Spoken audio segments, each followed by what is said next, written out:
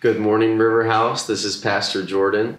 I'm going to continue on this deconstruction theme and learning how we can partner with God's grace to deconstruct us down to silence and to true soul rest.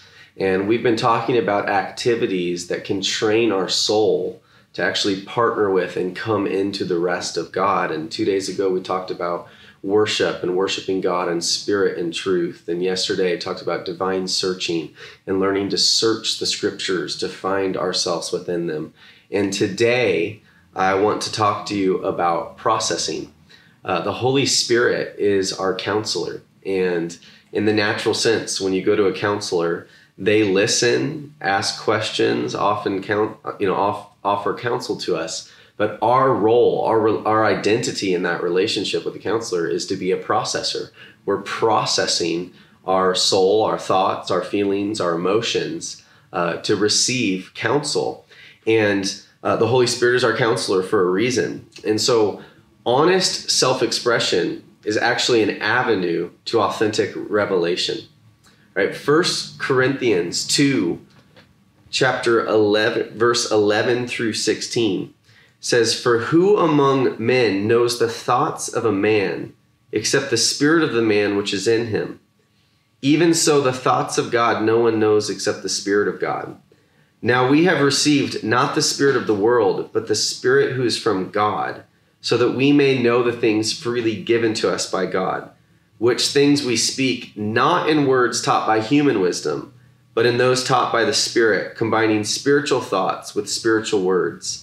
But a natural man doesn't accept the things of the Spirit of God, for they're foolishness to him, and he can't understand them because they're spiritually appraised. But he who is a spiritual appraises all things, but is appraised by no one. For who's known the mind of the Lord that he will instruct him? But we have the mind of Christ." Right? This is kind of deep language, but one aspect that we can draw from this is that Paul is showing that the Spirit of God lives inside of us, and he has access to the depths of God and the thoughts of God and the processing of God. And he says that we've been given the mind of Christ so that we also in our spirit have access to the thoughts and the process and the perspective of God. But the natural, right, the soul within us, we also have all of our own thoughts and our own feelings and our own perspectives and our own emotions about things. So there's a mixture within us between these spiritual thoughts and spiritual language and the soulish thoughts and the soulless language, right? And in times like what we're living in, thoughts can go haywire because, like we've talked about, the soul is engaging with all the things of life, right? But our spirit is also engaging with the Holy Spirit, our counselor. And self-expression, honest self-expression, the reason that it leads us to authentic revelation is because it externalizes this mixture and it actually brings it to the light so that we can actually find clarity.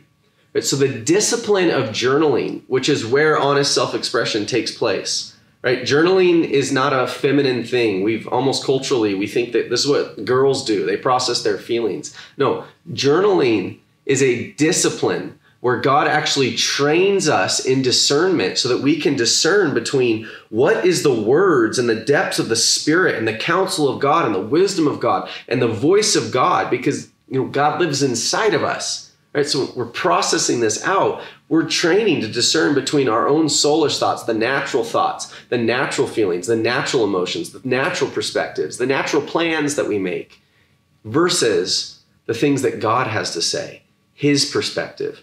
Right? And his perspective is higher than our perspective. Jesus rebukes Peter.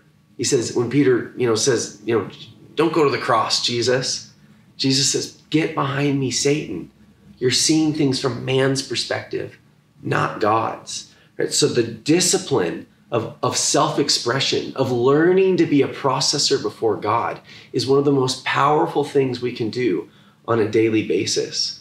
So I want to challenge you this morning and every morning, truly, to spend time processing your soul before God, actually bringing what's in you, this mixture within you, to the light so that God can train you between your voice, your emotions, your feelings, and bring and bring clarity to them and understanding to how to engage with the world, because you're actually gleaning from the wisdom of the Spirit of God who's searching the depths of God. Right? This is amazing. Right? So these last 3 days are 3 amazing activities that we can do when our soul is protesting and resisting coming into the peace and the solitude and the silence and the rest of God. Right? We need to partner with his grace to let him deconstruct us down so that he can build a house that will stand. When we worship, we are edifying our spirit man. When we search the scriptures, we're finding language to bring understanding and contextualization to what's going on inside of us. And when we are processing before God, we are being trained in discernment to learn between the voice of the Spirit and our own voice. And all of this serves to bring clarity. It will bring us peace, and it will lead us into the rest of God. I just pray that this is edifying to you and that these are blessing you. And I want to bless you this morning, that you'll have a rich time and that your soul will find like refreshing air as you just breathe in the peace and the clarity of God as you process before him.